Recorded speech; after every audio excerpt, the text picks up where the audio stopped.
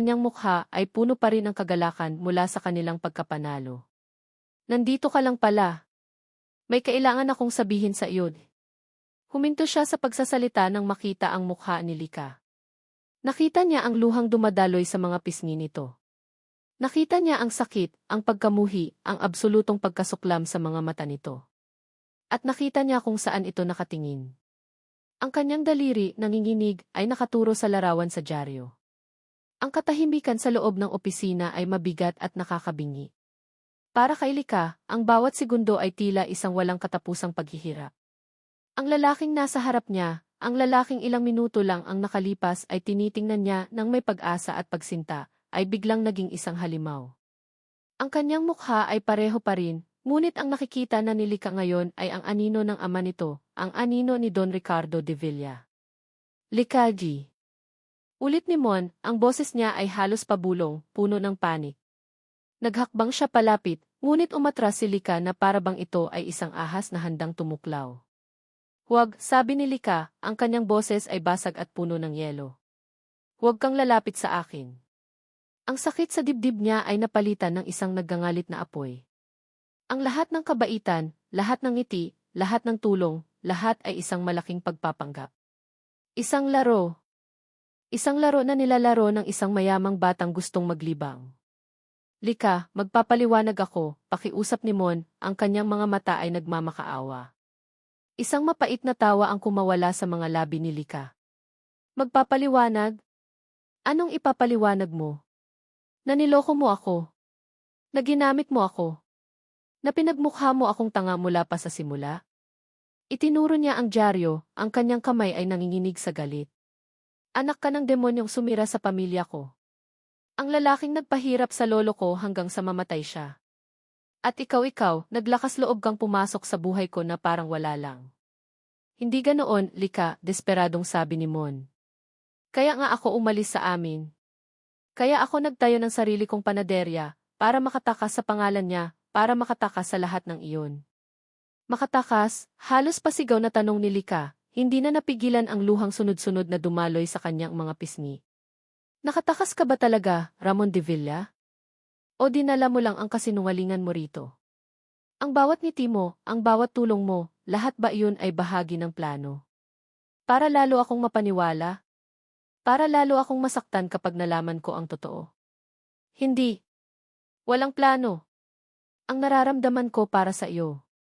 Huwag mong babanggitin yan, putol ni Lika, ang kanyang boses ay umakyat sa isang sigaw na puno ng sakit. Huwag kang maglakas loob na gamitin ang salitang iyan. Kasama ka sa kasinungalingan. Ang bawat tinapay na ginawa natin, ang bawat tawa, ang bawat sandali, lahat yon, nababahira na ng dugo ng pamilya mo. Dinukot niya mula sa kanyang bulsa ang tseke na kapapanalo lang nila. Ang papel na kanina lang ay simbolo ng pag-asa ay isa na ngayong simbolo ng pagkakanulo. Walang pag-aalinlangan, inihagis niya ito sa dibdib ni Mon. Hindi ko kailangan ng perang galing sa pamilya ninyo, sigaw niya. Isaksak mo iyan sa baga mo. Kayo na ang nanalo. Kayo na ang magaling. Kunin ninyo na ang lahat. Hindi na niya hinintay ang sagot ni Mon. Tumalikod siya at tumakbo. Tumakbo siya palabas ng opisina, nilagpasan ang mga nagtatakang mukha ng mga natitirang bisita. Tumakbo siya palabas ng Timon's Artisan Baques, ang lugar na sandali niyang inakalang simula ng bago. Tumakbo siya sa gitna ng kalsada, hindi alintana ang mga sasakyan. Kasabay ng kanyang pagtakbo ang pagbuhos ng malakas na ulan, na para bang nakikidalamhati ang langit sa kanya. Ang bawat patak ay malamig, humahalo sa kanyang mainit na luha. Ang kanyang damit ay nabasa, ang kanyang buhok ay tumutulo, ngunit wala siyang pakialam. Walang sakit na pisikal ang makakapantay sa sakit na nararamdaman niya sa loob. Pagdating niya sa tapat ng sarado niyang panaderya, hindi na niya nakayanan. Napaluhod siya sa basang semento, ang kanyang mga balikat ay nanginginig sa bawat hagulgol. Doon, sa ilalim ng ulan, sa harap ng pamana ng kanyang lolo, gumuho ang buong mundo ni Lika di Makulangan. Ang lalaking pinagkatiwalaan niya ay ang anak ng kanyang kaaway. Ang pag-asang inakala niyang natagpuan ay isa lamang ilusyon. Wala nang natira. Mula sa di kalayuan, sa ilalim ng isang silong, tahimik na nanonood si Bella. Isang maliit, matagumpay na ngiti ang sumilay sa kanyang mga labi habang pinapanood ang pagguho ni Lika. Ang lahat ay umaayon sa kanyang plano. Maya-maya, lumabas si Mon mula sa kanyang panaderya, basang-basa na rin ang ulan, desperadong hinahanap si Lika. Nakita niya itong nakaluhod sa kabilang kalsada. Susugod na sana siya para lapitan ito, ngunit hinarang siya ni Bella, na may dala ng payong. Hayaan mo na siya, Mon, malambing na sabi ni Bella, ipinayong ito sa kanya. Hindi, Bella. Hindi mo naiintindihan. Kailangan ko siyang makausap. Hinawakan ni Bella ang braso ni Mon, ang kanyang mga mata ay puno ng kunwaring awa. Sinabi ko na sa iyo, Mon. Hindi kanya maiintindihan. Masyadong malaki ang galit niya. Hinila niya ito palapit. Ako lang ang nakakakilala sa iyo. Ako lang ang nakakaintindi sa pinagdadaanan mo. Halika na, pumasok na tayo sa loob. Ako ang bahala sa iyo. Napatingin si Mon kay Lika, na umiiyak pa rin sa gitna ng ulan, at pagkatapos ay kay Bella, na nag-aalok ng kanlungan at pag-unawa. Sa sandaling iyon ng kanyang pinakamalaking kahinaan, nagpadala siya sa hila ni Bella pabalik sa loob ng kanyang panaderya, papalayo sa babaeng winasak niya ang puso. Ang tunog ng malakas na ulan na humahampas sa salaming bintana ng Kimon's Artisan Baques ay isang perpektong saliw sa bagyong namumuo sa loob ng dibdib ni Ramon de Villa. Nakaupo siya sa dilim, ang tanging ilaw ay nagmumula sa mga poste sa labas. Ang tropeo ng kanilang pagkapanalo ay nakatayo sa isang mesa, ngunit sa halip na magdulot ng saya, ito ngayon ay isang malamig at matalim na paalala ng kanyang kabiguan. Ang imahe ni Lika na nakaluhod sa gitna ng ulan, ang kanyang mga hagulgol na tila sinasaksak ang kanyang puso, ay paulit-ulit na naglalaro sa kanyang isipan. Uminom ka muna nito. Inabot sa kanya ni Bella ang isang tasang mainit na tsaa. Ang pag-aalala sa mukha nito ay perpekto, ang boses nito ay malumanay. Ngunit para kay Mon, ang lahat ay malabo. Ang tanging malinaw ay ang sakit na idinulot niya. Kasalanan ko lahat, bulong ni Mon nakatingin sa kawalan. Dapat sinabi ko sa kanya ang totoo mula pa sa simula. At ano sa tingin mo ang mangyayari kung ginawa mo iyon? Tanong ni Bella, umupo sa tabi niya. Tatakbuhan ka rin niya, Mon. Ang galit na iyon ay mas malalim kaysa sa iniisip mo. Hindi mo kasalanan ang mga ginawa ng ama mo. Ang mga salita ni Bella ay makatwiran, ngunit hindi nito nabawasan ang bigat sa kanyang dibdib. Dahil alam niya, sa kaibuturan ng kanyang puso, na ang kasalanan niya ay hindi ang pagiging anak ni Don Ricardo. Ang kasalanan niya ay ang kanyang pananahimik. Ang kanyang kaduwagan. Isang nag-aapoy na galit ang pumalit sa kanyang pagkalugmok.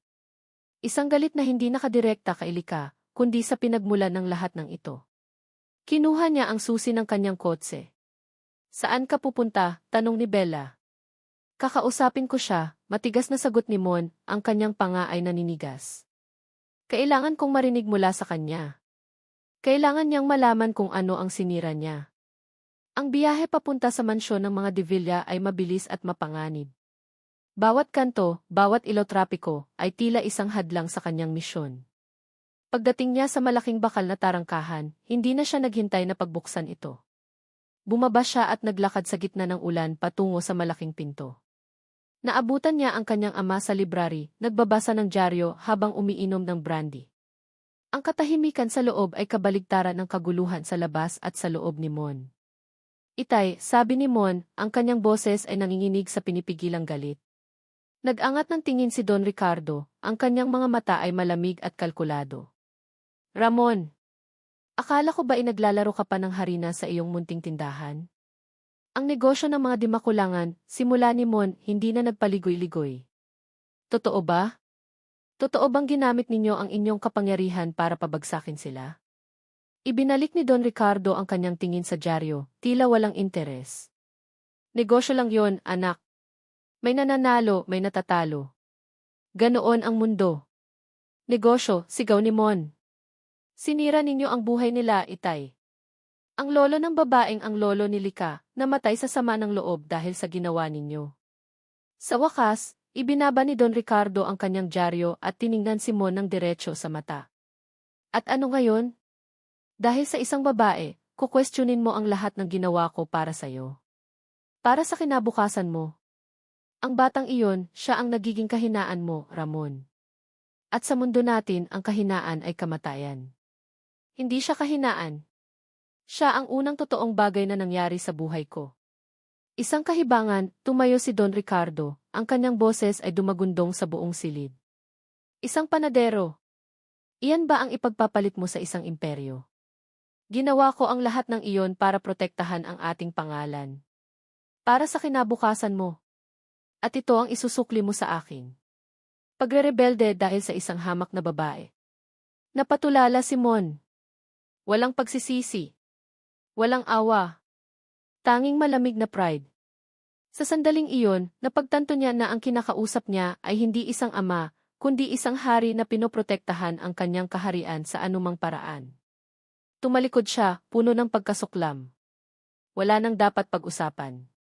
Kinabukasan, ang ulan ay tumila na, ngunit ang mundo ni Mon ay mas madilim pa. Nagmaneho siya pabalik sa pandakan, umaasa, kahit walang dahilan na makita si Lika. Ngunit ang kanyang puso ay lalong nadurog sa kanyang nakita. Sa pinto ng si Pandelika, nakasabit ang isang karatulang gawa sa karton. Isang salita lang ang nakasulat, ngunit sapat na para wasakin ang anumang natitirang pag-asa sa kanya. Sarado. Ang Team Kiede ay sarado. Ang ilaw ay patay. Ang kaluluwa ng lugar na iyon ay nawala. At alam niyang siya ang dahilan. Ito na ang all is lost moment niya. Nawala sa kanya si Lika. Nawala sa kanya ang respeto sa kanyang ama. At ngayon, nawala na rin ang dahilan kung bakit siya naroon. Sa mga sumunod na araw, si Bella ay laging nasa tabi niya. Isang aninong laging nag-aalok ng suporta, ng mga tamang salita, ng pakikiramay. Kailangan mong maging matatag, Mon, sabi nito. Ipakita mo sa kanila, sa kanya, sa ama mo, na hindi ka isang kahinaan. Unti-unti, ang laso ng mga salita ni Bella ay gumapang sa kanyang isipan. Ang kanyang kalungkutan ay ginagawa nitong galit. Ang kanyang pagsisisi ay ginagawa nitong determinasyon. Isang gabi, habang nag-iisa siya sa kanyang opisina, isang email ang dumating sa kanyang inbox. Mula ito sa isang hindi kilalang address. SnoopyDog@mail.com. Ang subject, ang totoong traitor. Nanginig ang kanyang kamay habang binubuksan ito. Sa loob, may isang maikling mensahe, hindi aksidente ang pagkakatuklas ni Lika sa katotohanan. Kasama nito, isang attachment. Isang screenshot ng isang text conversation. Sa isang panig, ang numero ni Bella. Sa kabilang panig, ang numero ng isang dating empleyado ni Bella. Ang utos, siguraduhin mong makikita ni Lika ang lumang dyaryo sa opisina ni Mon.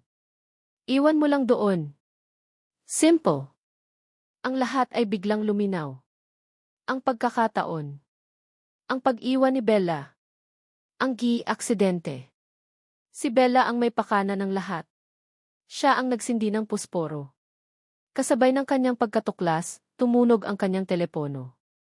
Si Don Ricardo. May mahalagang business dinner tayo bukas ng gabi, sabi ng kanyang ama, ang boses ay formal at walang emosyon. Isama mo si Isabela. Panahon na para ayusin ang dapat ayusin. Ang tawag ay naputol. Napatingin si Mon sa email pagkatapos ay sa kanyang telepono. Isang hapunan. Kasama si Bella. Inorganisa ng kanyang ama. Bigla niyang naramdaman ang lamig. Hindi ito isang simpleng hapunan. Ito ay isang bitag. At siya ang pain. Ang mga araw para kay Lika ay lumipas na parang isang mahaba at walang kulay na panaginip. Ang karatulang kisarado sa pinto ng si Pandelika ay isang pisikal na representasyon ng pagsasara ng kanyang puso. Hindi na siya lumalabas. Ang amoy ng tinapay na dati nagbibigay sa kanya ng buhay ay isa na ngayong masakit na alaala. Ang bawat sulok ng bahay ay may anino ni Mon, ang kanilang tawanan sa kusina, ang kanilang mga argumento, ang init ng kamay nito nang magkahawak sila. Ang galit ay nandoon pa rin, isang baga na patuloy na nag-aapoy. Ngunit sa ilalim nito, may isang bagay na mas malalim at mas masakit, isang malaking panghihinayang. Isang hapon, habang nag-aayos siya ng mga lumang gamit para itapon na, napilitan siyang harapin ang sulok na pinakaiiwasan niya, ang maliit na bowl ng kanyang lolo Isko. Dito nakatago ang lahat ng mahahalagang alaala nito, mga lumang litrato, ang kanyang paboritong sombrero, at ang kanyang mga recipe book. Habang binubuklat niya ang mga pahina ng isang lumang kwaderno, isang sobre na naninilaw na sa katagalan ang nahulog mula sa pagitan ng mga pahina. Nakasulat dito ang isang pangalan, Ricardo de Villa. Ang address ay ang address ng De Villa Corporation. Ngunit ang selyo ay hindi nagamit. Ang liham ay hindi na ipadala. Nanginig ang kamay ni Lika habang hawak ang sobre. Dapat sana ipinunit na niya ito. Dapat sana itinapon na niya ito kasama ng iba pang basura. Ngunit ang kuryosidad ay mas malakas. Dahan-dahan niyang binuksan ang sobre. Sa loob, naroon ang sulat kamay ng kanyang lolo, pamilyar at medyo nanginginig na dahil sa katandaan. De Villa, basa niya sa simula ng liham. Natanggap ko ang iyong alok. Isang halaga na higit pa sa sapat para mabawi ang lahat ng nawala sa akin, at para makapagsimula muli sa ibang lugar. Isang alok na ipinadala mo sa pamamagitan ng iyong mga abogado, 1 linggo matapos mong makuha ang lahat sa akin. Natigilan si Lika. Isang alok. Isang kabayaran. Walang nabanggit na ganito ang kanyang lolo. Ang kwentong alam niya ay simpleng kasakiman at pang-aapi. Nagpatuloy siya sa pagbabasa. Ang boses ng kanyang lolo ay tila umaalingaw sa kanyang isipan. Sa loob ng maraming araw, tinitigan ko ang tseke. Isang kapalit para sa aking panaderya. Isang kapalit para sa aking dignidad. Marahil, para sa isang negosyanteng tulad mo, ito ay isang makatarungang palitan. Isang paraan upang linisin ang iyong konsensya. Ngunit para sa akin, De Villa, ang aking panaderya ay hindi lamang isang negosyo. Ito ang buhay ng aking ama at ang buhay ko. Ang bawat piraso ng tinapay na lumalabas sa aking pugon ay may piraso ng aking kaluluwa. At ang kaluluwa, De Villa, ay walang presyo. Naramdaman ni Lika ang pag-init ng kanyang mga mata. Kaya't ibinabalik ko ang iyong pera. Hindi dahil sa galit, kundi dahil sa pride. Ang pride na ito na lamang ang natitira sa akin. Maaaring natalo mo ako sa larangan ng negosyo. Maaaring nakuha mo ang lahat ng materyal na bagay mula sa akin. Ngunit ang aking pride, ang aking dignidad bilang isang panadero, ay hindi mo makukuha. Iiwan ko ito bilang pamana sa aking mga apo. Ituturo ko sa kanila na sa mundong ito, may mga bagay na hindi nabibili ng pera. Suma sa inyo. Isko di makulangan. Tiniklop ni Lika ang liham, ang kanyang mga kamay ay nanginginig. Ang kwento ay hindi pala ganoon kasimple. Naging marahas sa negosyo si Don Ricardo. Ngunit sinubukan niyang magbayad. Sinubukan niyang itama, sa paraang alam niya, ang kanyang pagkakamali. At ang kanyang lolo, sa sobrang pride, ay tinanggihan ito. Isang pride na naipasa sa kanya. Ang parehong pride na nagtulak sa kanya na itapon ang sako ng harina. Ang parehong pride na nagtulak sa kanya na isara ang panaderya sa halip na lunukin ang katotohanan na kailangan niya ang perang napanalunan nila ni Mon. Hindi nito binubura ang kasalanan ni Don Ricardo. Lalo na ang kasalanan ni Mon sa panloloko. Ngunit binigyan nito ng ibang kulay ang lahat. Ang itim at puting mundo niya ay biglang nagkaroon ng kulay abo. Ang simpleng kwento ng bida at kontrabida ay naging isang komplikadong trahedya ng dalawang pamilyang biktima ng pride at pera. Tumingin siya sa labas ng bintana, sa kabilang kalsada. Ang Kimon's Artisan Box ay bukas, ngunit tila matamlay. Minsan, nakikita niya si Mon na nakatayo sa may pinto, nakatingin sa kanyang saradong panaderya, ang mukha ay puno ng lungkot. Sa unang pagkakataon, ang galit na nararamdaman niya para dito ay bahagyang natinag. Napalitan ito ng isang maliit, napakaliit, na kislap ng pag-unawa. Nang gabing iyon, habang nag-aalis siya ng mga lumang dyaryo, isang sobre na may magarang logo ng Key Food Entrepreneurs Association of the Philippines, ang nahulog. Isang imbitasyon para sa kanilang taunang gala night. Ang host, De Villa Corporation. Ang unang reaksyon niya ay itapon ito. Bakit siya pupunta sa isang pagdiriwang ng mga taong sumira sa kanya? Ngunit bago niya ito itapon, muli niyang naalala ang liham. Naalala niya ang pride ng kanyang lolo.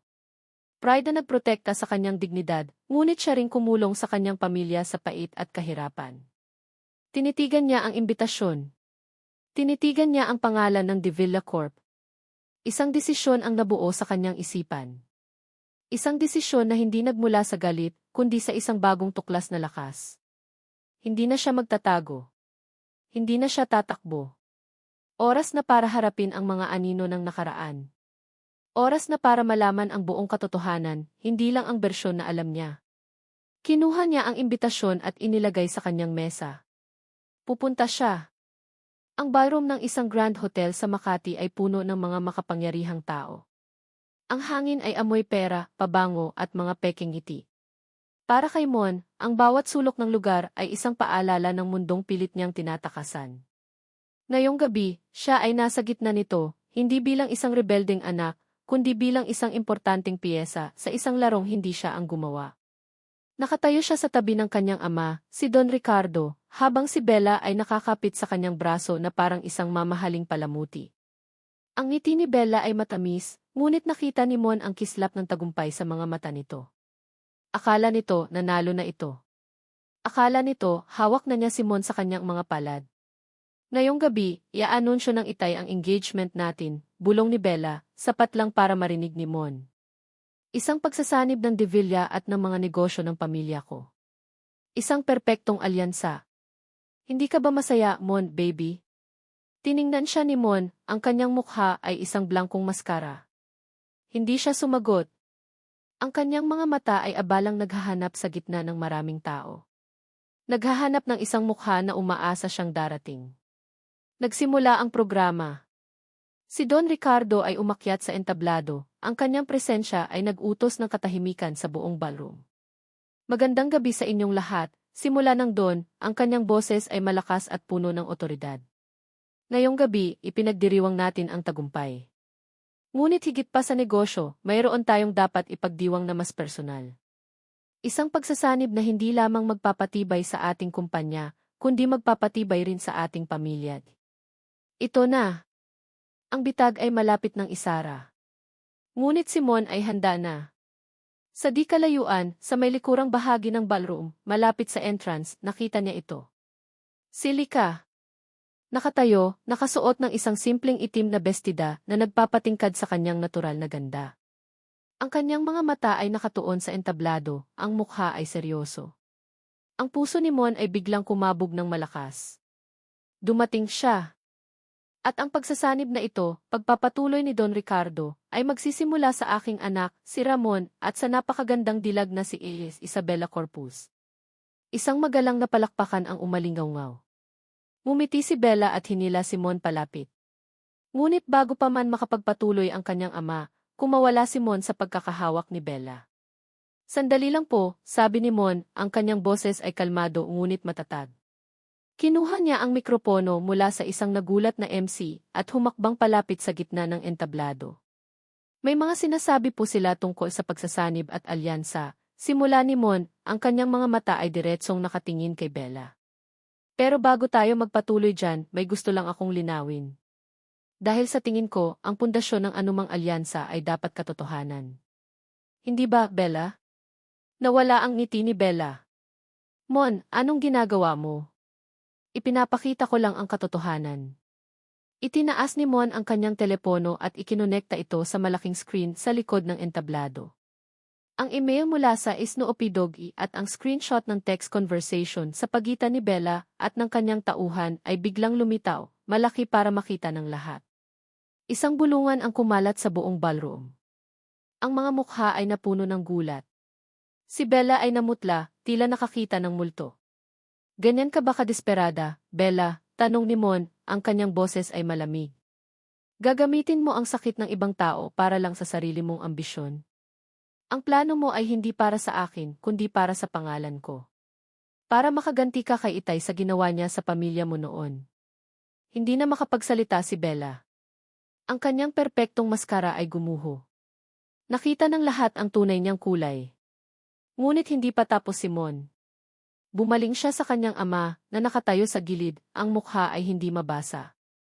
Pero, sabi ni Mon, ang kanyang boses ay bahagyang nanginig, hindi lang siya ang may plano dito. Isang bagong file ang binuksan niya sa screen. Isang audio recording. Ang boses ng tapat na driver ng kanyang ama ang umalingganggaw sa mga speaker. Opo, Don Ricardo. Sinunod ko po ang utos ninyo.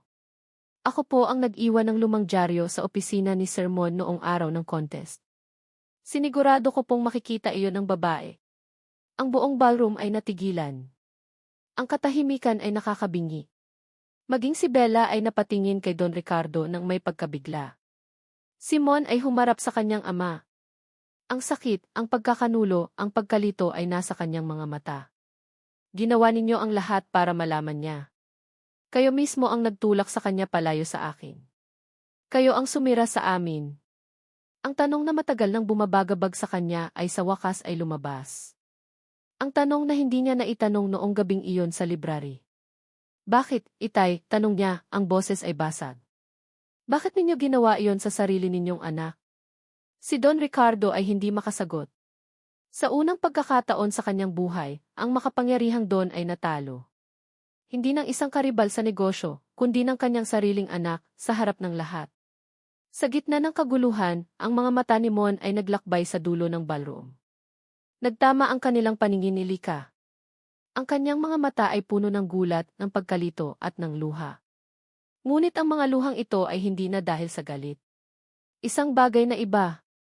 Tumalikod si Mon mula sa entablado, mula sa kanyang ama, mula kay Bella. Naglakad siya papalayo sa spotlight, papalayo sa kasinungalingan. Ang tanging direksyon na mahalaga sa kanya ngayon ay ang direksyon kung nasaan si Lika. Lumabas si Lika mula sa ballroom, ang kanyang puso ay tumitibok na parang tambol, ang kanyang isipan ay isang ipu-ipo ng mga emosyon. Ang lahat ng kanyang nalalaman, ang lahat ng kanyang pinaniniwala ang galit, ay nabaligtad sa loob lamang ng ilang minuto. Si Mon, ang lalaking inakala niyang nanloko sa kanya, ay biktima rin pala.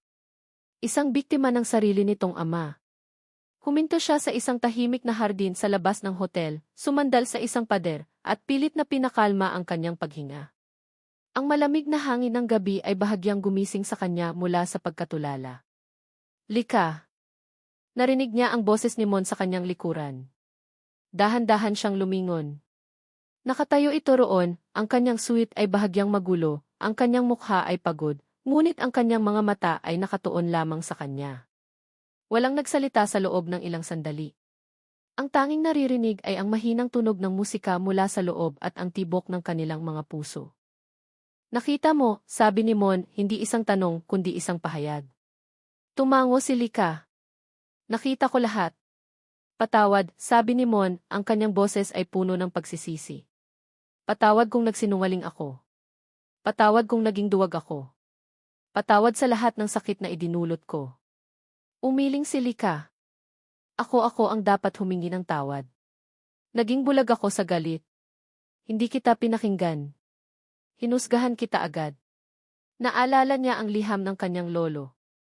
Ang pride minsan, nakakabulag ito. Naglakad si Mon palapit, maingat sa bawat hakbang, na para bang natatakot na baka tumakbo siyang muli. Hindi natin mababago ang kahapon, Lika. Ang mga kasalanan ng mga magulang natin, ang mga pagkakamali natin nandoon na yon. Huminto siya sa harap niya. Pero pwede nating piliin ang bukas. Inabot niya ang kamay ni Lika. Sa pagkakataong ito, hindi niya ito binawi. Ang init ng kamay nito ay pamilyar at nakakapanatag. Lika di makulangan, mahal kita. Mahal kita hindi dahil sa negosyo, hindi dahil sa kompetisyon. Mahal kita dahil ikaw si Lika. Matapang, may prinsipyo, at ang pinakamahusay na panadero na kilala ko. Naramdaman ni Lika ang pagtulo ng luha sa kanyang mga pisngi, ngunit sa pagkakataong ito, ang mga ito ay luha ng kaluwagan. Mahal din kita, Ramon de Villa. Kahit na napakagulo ng pamilya mo. Isang maliit na ngiti ang sumilay sa labi ni Mon. Ang unang tunay na ngiti na nakita ni Lika ngayong gabi. Magkahawak kamay silang umalis sa lugar na iyon, iniwan ang gulo, ang mga sikreto, at ang nakaraan. Lumipas ang ilang linggo. Ang kipan de Lika ay nanatiling sarado. Ngunit isang araw, habang nagwawalis si Lika sa labas, isang pamilyar na itim na Mercedes-Benz ang huminto sa tapat. Bumaba mula rito si Don Ricardo de Villa. Hindi na ito ang makapangyarihang Don na nakita niya sa entablado. Ang kanyang mga balikat ay bahagyang nakayuko, ang kanyang mukha ay tila tumanda ng 10 taon. Entes di makulangan, sabi nito, ang kanyang boses ay mahina. Wala akong karapatang humingi ng tawad. Ngunit narito pa rin ako para gawin iyon. Patawad sa ginawa ko sa iyong lolo. At patawad sa ginawa ko sa inyo ng aking anak. Sa unang pagkakataon, nakita ni Lika ang pagsisisi sa mga mata ng matanda. Ang aking anak, binago mo siya. At marahil, oras na rin para magbago ako. Walang sinabi si Lika. Tumango lang siya. Ang pagpapatawad ay isang mahabang proseso, ngunit ang pag-amin sa pagkakamali ay ang unang hakbang. Makalipas ang ilang buwan, isang bagong araw ang sumikat sa Pandakan. Ang dalawang panaderya sa magkabilang kalsada ay parehong sarado. Ngunit sa gitna, sa dating kinatatayuan ng Hipan de Lika, isang bagong panaderya ang nagbukas. Ang harapan nito ay pinaghalong luma at bago, ang lumang kahoy ay pinakintab, at ang mga bintana ay malalaki at gawa sa salamin. Sa itaas, isang bagong signboard ang nakasabit. Ang pangalan, Pandevilla. Sa loob, ang amoy ng tradisyonal na pandesal ay humahalo sa amoy ng bagong lutong croissant.